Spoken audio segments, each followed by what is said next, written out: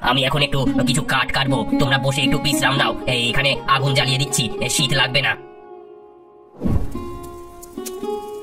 তোমরা দুজন এখানেই বসে থাকো, আমরা কাঠ কেটে আসি। ভাই, বাবা মা কোথায় গেল? ওরা আমাদের ফেলে চলে গেছে দিদি। ঠক ঠক করে যে শব্দ হচ্ছে ওটা আদৌ কাঠ কাটার শব্দ নয়, বাতাসে একটা ডাল দুলছে। আমরা এখন কি করবো ভাই? রাত হলে জঙ্গলের বাঘ খেয়ে ফেলবে না তো? কাঁদিস না দিদি, আমি পথের নুড়ি ফেলে এসেছি, সেগুলো দেখে আমরা বাড়ি ফিরবো। কিন্তু দুঃখের বিষয়, তারা পথ হারিয়ে ফেলেছে। আমার খুব ভয় করছে, চারিদিকে তো জঙ্গল, ঘর বাড়ি তো কিছুই নেই।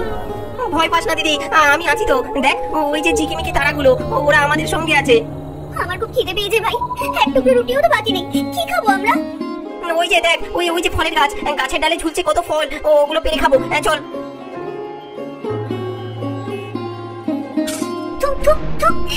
এত টক দিয়ে জিভ একেবারে জ্বলে যাচ্ছে। কি বিচ্ছিরি স্বাদ, এগুলো যে খাওয়া যাবে না। ভাই, কি সুন্দর পাখি।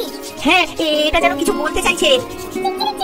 আমার পেছন পেছন এসো, আমি তোমাদের পথ দেখাবো। হ্যাঁ, অবাক কাণ্ড, পাখিটা যে কথা বলছে। চল, ওর পিছনেই আমরা। পাখিটি নিয়ে গেল দুই ভাই বোনকে সঙ্গে করে এক অদ্ভুত জায়গায়। নতুন জায়গায় গিয়ে তারা চমকে উঠলো, দেখে সবকিছু। দেখ দিদি, এটা তো রুটি আর নাড়ু মুরগি দিয়ে তৈরি একটা বাড়ি।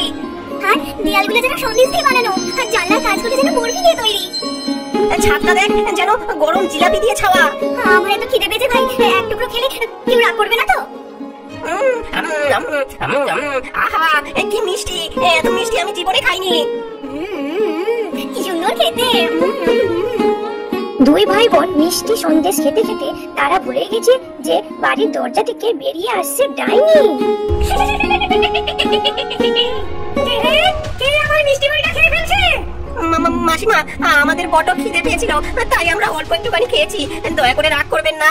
আমরা পথ হারিয়ে জঙ্গলে আটকে পড়েছি, দয়া করে ক্ষমা করে দিন আমাদের।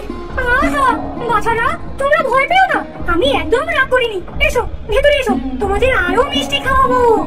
এই ডাইনি মিথ্যে কথা বলে দুই ভাই বোনকে বাড়ির ভিতরে নিয়ে গেল, আর এই বাচ্চাগুলোকে তারা খেয়ে ফেলবে। আহা, কি মোটা শোনা ছেলে, বেশ রসালো মাংস হবে, মানে বেশ মিষ্টি মিষ্টি ছেলে। হ্যাঁ, আপনি কিছু বললেন? বললাম কি মিষ্টি মিষ্টি ছেলে মেয়ে। আহা, তোমাদের দেখে আমার মনটা একেবারে জুড়িয়ে গেল।